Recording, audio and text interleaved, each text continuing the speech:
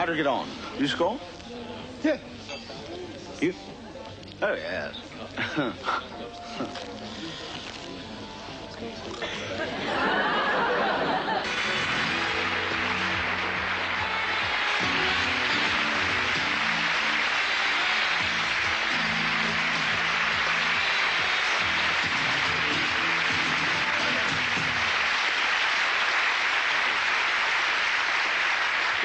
Good evening, and welcome to Alas Smith & Jones.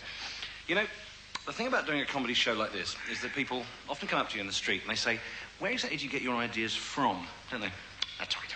And we tell them, well, I mean, we get our ideas from people, basically. Absolutely. You know, everyday people and events, and it's as simple as that, isn't it? Yeah, yes, it is. I mean, I'll give you an example. I was walking down the street the other day. A perfect stranger came up to me and he said, where exactly do you get your ideas from? So, you see, I'm now here on TV, and I'm using that experience. I mean, I have noticed that people come up to me and they ask me where I get my ideas from, and now I'm here pointing it out to you, you see? To pure observation. It's not a very funny observation. Well, no, but it really has. Yes, it did. Yeah. I mean, it isn't my fault that it hasn't really got this lot rolling in the aisles. I mean, I can't help it if the people I'm observing aren't particularly funny, can I? No. Well, I don't suppose so, unless... Unless what? Well, unless you're not observing the right people, you know. Oh, I see. Oh, yes. Well, I mean, there is a special sort of person, is there, who wanders about the streets doing hilarious things all the time, eh? Streets full of Jacques Tatties looning about, doing visual masterpieces, or latter-day Buster Keatons avoiding banana skins, pausing only to look at where I am. Is that it? Well, no, obviously not. No, I mean, no. Obviously. A bloke said to me just the other day, he said, you can't make bricks without straw. What? That wasn't a very funny thing to say. He wasn't a very funny man. All right, okay. He was a boring fart in a tweed suit with sweaty armpits, but he said it. Yeah, that's what he actually said. All right. So basically, you are complaining that people aren't funny enough. Look, I don't mind if people aren't funny. All right. It's just that when they're not, we get the blame for it, that's all. And I'm sick of carrying the can. Right, okay. I mean, I'm sick of carrying the can for them not being funny enough, and I'm sick of it. All right. Well, good evening, ladies and gentlemen. I hope you enjoy the show. And please, if you do see Mel, wandering about the street, as he does in Fulham, during the hours of darkness, could you just try and be a bit funny? Makes my job a lot easier.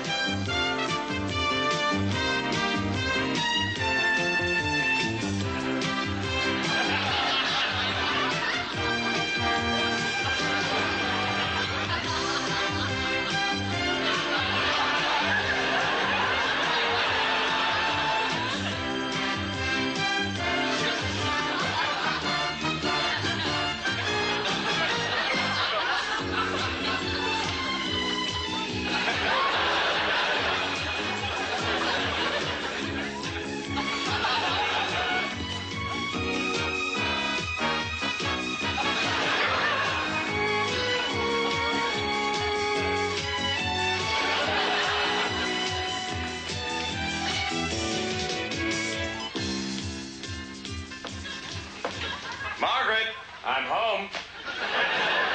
You out there, honey? Hi, Dennis.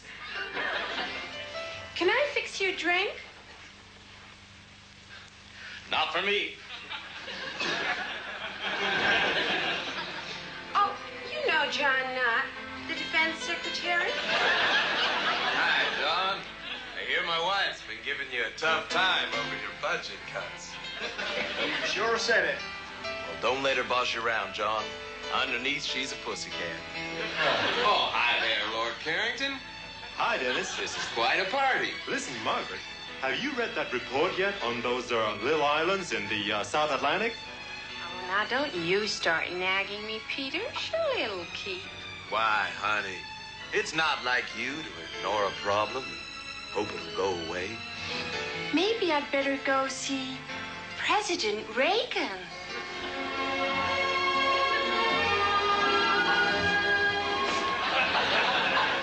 Margaret.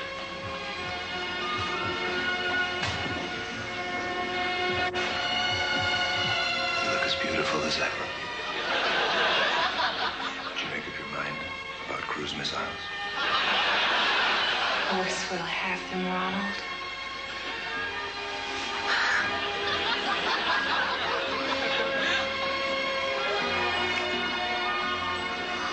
Although, it's gonna be a little tricky convincing the people.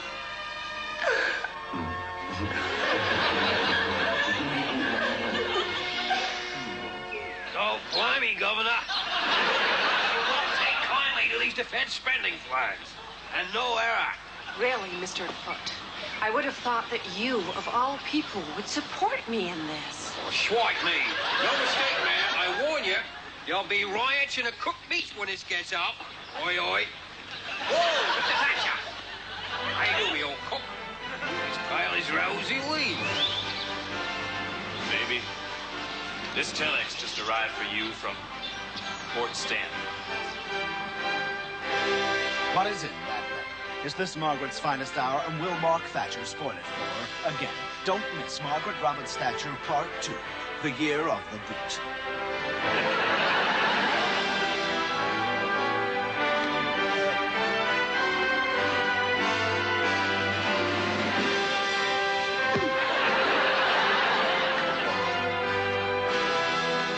Can't try the other one, then.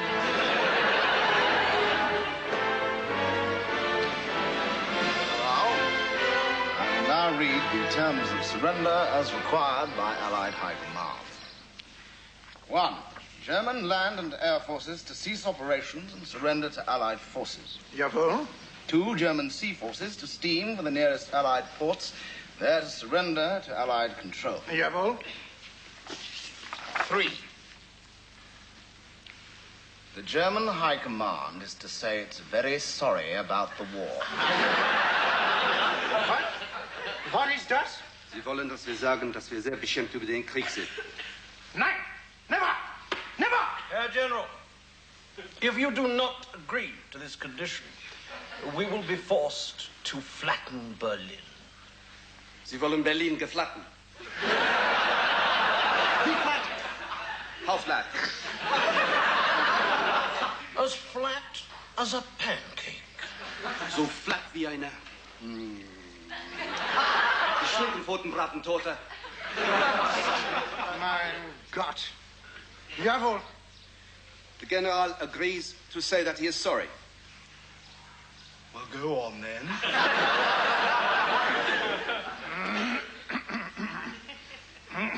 Sorry,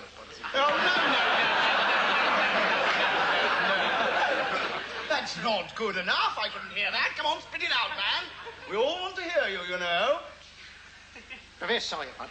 Oh, dearie me.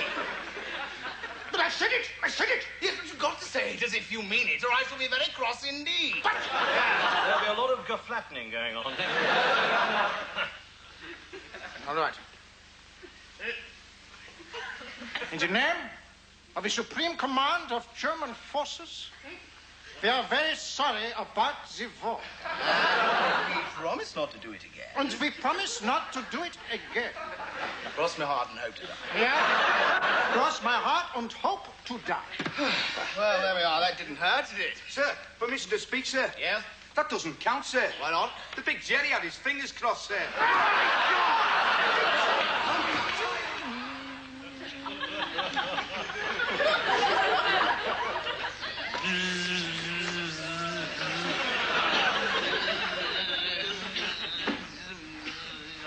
Hello, Alan. Oh, No, I don't often see you around this neck of the bottle, old boy. Well, I was just passing, so I dropped in, you know. Pull yourself up a lump of crud and sit you down. Sit you down. Crapped on any good food lately? Well, I had to go on the sugar bowl, you know. Well, it's always out, isn't it? It's always out. It's always out. What I say is if it's out, crap on it. So, you've had a busy day then. Oh, well, usual, you know. Flew the wrong way around the light bulb. Yeah. Lay upside down on the ceiling for a bit. Yeah. Trampled about in the butter dish and then banged my head against the window pane for a couple of hours. That's the life, eh? Yeah, that's the life. Oh, look.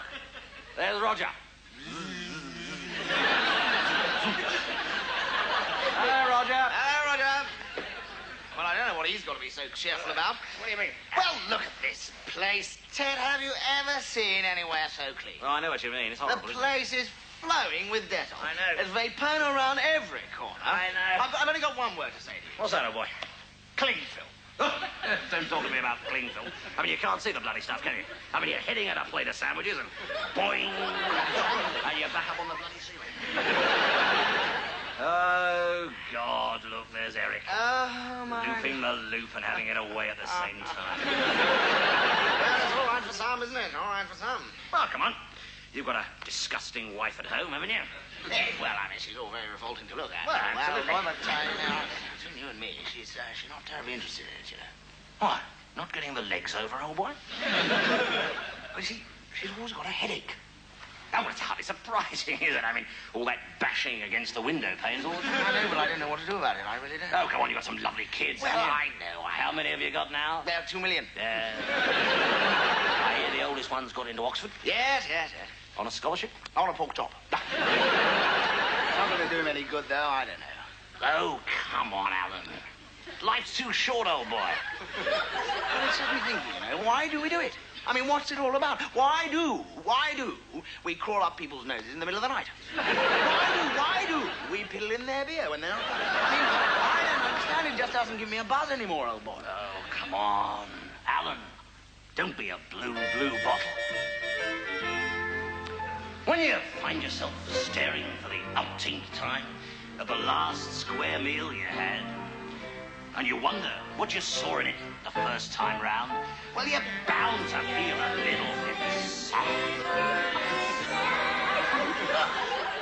And when it seems like the whole bloody world's gone Swiss, all horrible and clinical and clean, Sit.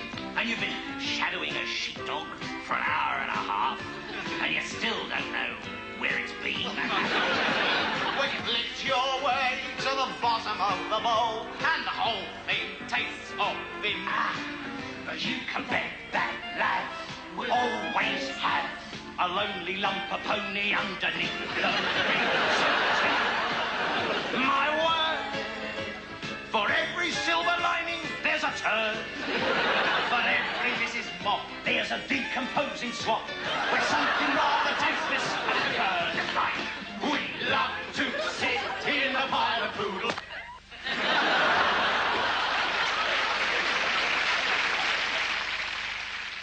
Every winter is becoming progressively colder.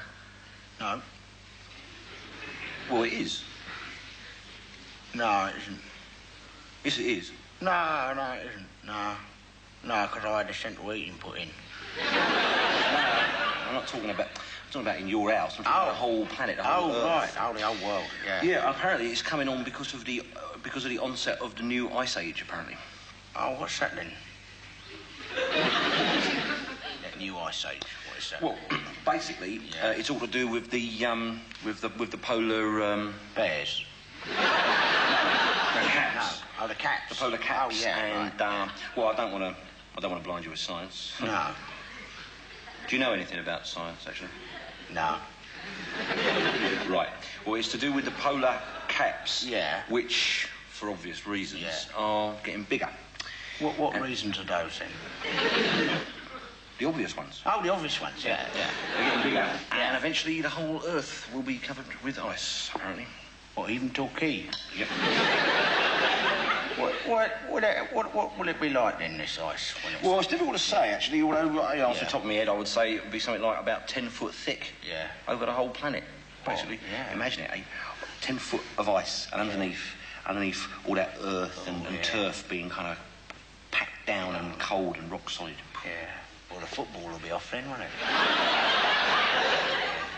I should think there'll be a pools panel nearly every week. Well, it'll be cold as well, won't it, I expect, when all that ice? I'll be very, very, very cold indeed, yeah. Yeah, well, mind you, of course, the government are making providements. Right, yeah. You know, for the onset of the Ice Age. Apparently, it's all very hush-hush, obviously, and very top secret and all that. Yeah. But a bloke down the pub told me that when the cold snap comes on, every man, woman and child is going to be issued with a blanket, an electric fire, and a packet of extra strong mints. What, was that free then? Oh, yeah, of course it is. What do you think you pay your taxes for? Well, do you have to have that then? Eh? Well, because I just put the central heating in, so I won't need the electric fire, see. I just wonder whether, you know, because the missus wants a freezer, I wonder whether I can have a freezer. I can't really see the government issuing freezers during the next Ice Age. No. There'd be no point, would there, really? No point, no. I'm not that partial to extra strong mints either, because they make me wind. Yeah. You don't have to have the mints. I mean, they're optional, obviously. Yeah. All I'm saying is, when the Ice Age comes, we're going to have to change our ways. Well, yeah, we are, yeah. That's right. Yeah, I mean, for example, the buses. I mean, the buses will be affected, won't they? I'd probably be like one bus every 2 hours. They're gonna step up the service, aren't they? Yeah. Oh, right, yeah. And the weather. I mean, all the weather reports, I mean, they're not going to be the same, are they? No. I mean, the weather reports, it's what, you know, tomorrow will be icy. With more ice to come. I imagine quite a lot of the weathermen will get laid off, actually. Yeah, I expect they will. It'll be a bit, if you ask me, it's like it'd be a bit of a disaster. It will be a disaster, yeah, no question. Would they close down the pubs then? No. I mean, it's only the Ice Age, not the end of the bloody world. Well, at least the lager will be cold, won't it?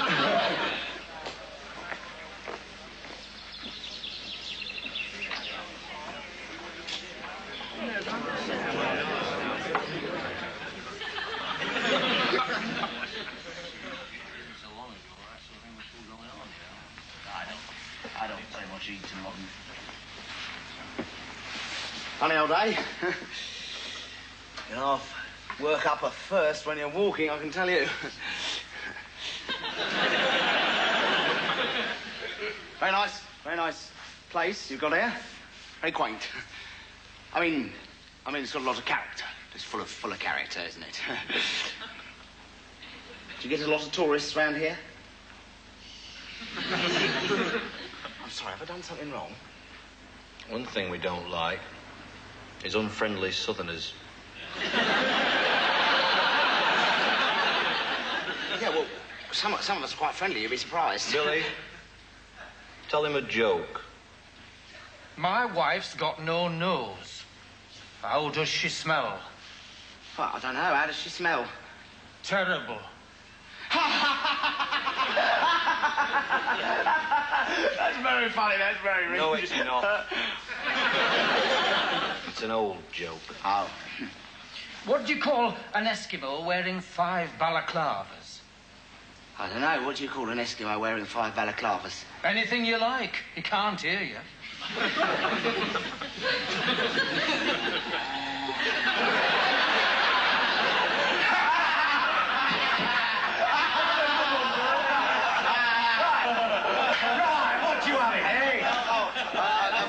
I think.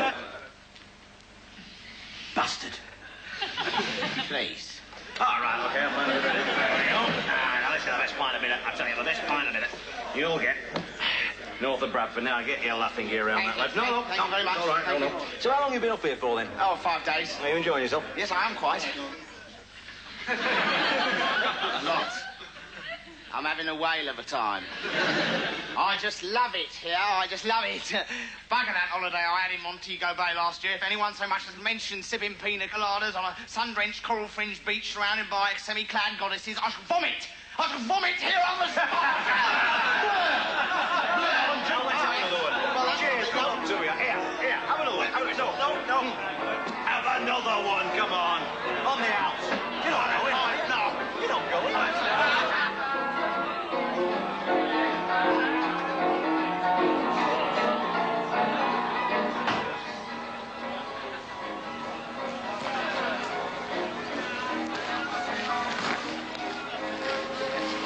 Bunch of parochial, insular little tosspots.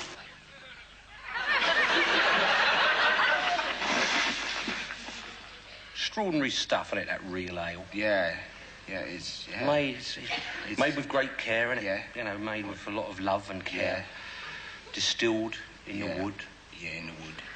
Fermented in the wood. In the wood, it's fermented. Stored in the wood. In the wood. Drawn directly from the wood. Yeah. Yeah, it is, yeah. What does it taste like, then? Absolute piss. It didn't really surprise me, you know, when television got interested in it. People say it's only a pub game. Well, I suppose it's like darts or lying about the size of your willy. Things you do in a pub, you know. It's got the tension. To me, it's got to be one of the great English sports. 19 for 6.5 inches.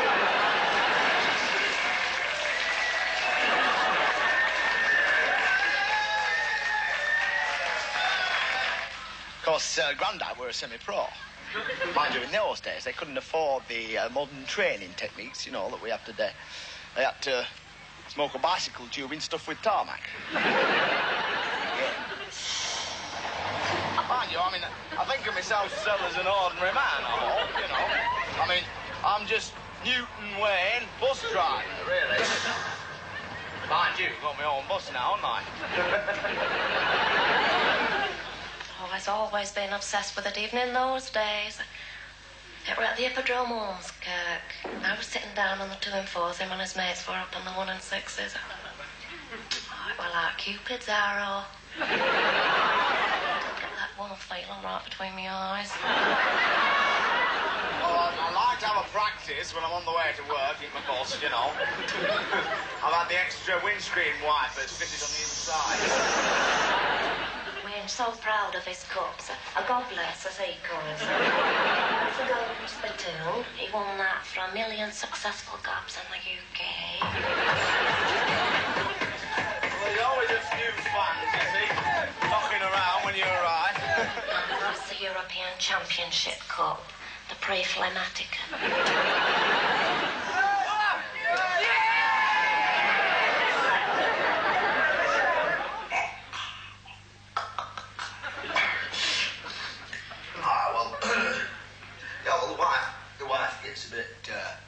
A bit worried about the female fans, you know, because all this drive a woman wild, you know. I wouldn't be surprised if there are a few gobettes out there.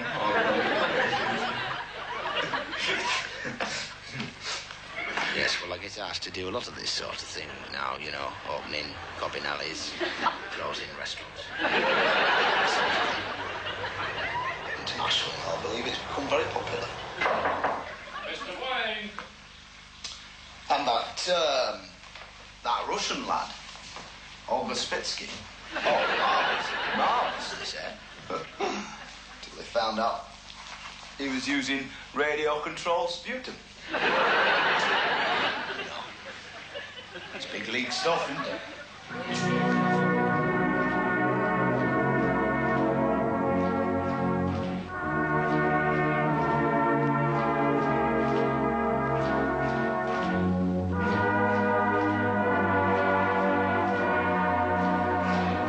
Hello, New. Jack Wimpany. Oh, hello, Jack. How are you? Very nice. Very nice to have you back. Yes, well, nice to be Back here. indeed. You're looking very well. Thank you. How was the Far East? Oh, well, it was talk, you know. Oh, we've got a nice crowd out there for you They anyway. sound as if they're enjoying themselves. We've been on, haven't we?